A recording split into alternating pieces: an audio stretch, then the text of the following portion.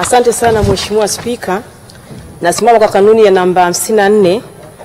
Mheshimiwa Spika, jana ilikuwa siku ya wafanyakazi duniani ambayo Tanzania kitaifa imefanyika mkoa wa Singida na mgeni rasmi alikuwa Dr. Samia Suluhu Hassan. Mheshimiwa Spika, kama kuna kilio kikubwa kwa Tanzania hasa watumishi kwa zaidi ya miaka 9 ilikuwa ni swala zima la kupanda mishahara kulingana na maisha yanavyopanda. Mheshimiwa Spika, pamoja na majukumu mengi ambayo anayo Mheshimiwa Rais, anatekeleza miradi mbalimbali. Mheshimiwa Spika, ametoa mabilioni kwenye mikoa na halmashauri zetu.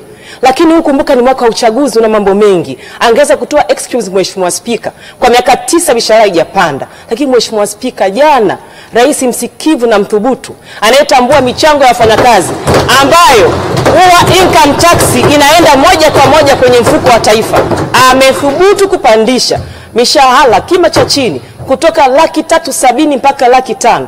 Mheshimiwa Spika, naomba wabunge wenzangu ambao wamekuwa wachangiaji wakubwa kwenye swala hili, Mheshimiwa Spika, waniunge mkono kwenye pongezi. Hii ni dharura ya kipongezi. Bunge lipongeze Mheshimiwa Rais, uamue mwenyewe. Mheshimiwa Spika, utatuongozaje? Mheshimiwa Spika, naomba kutoa hoja.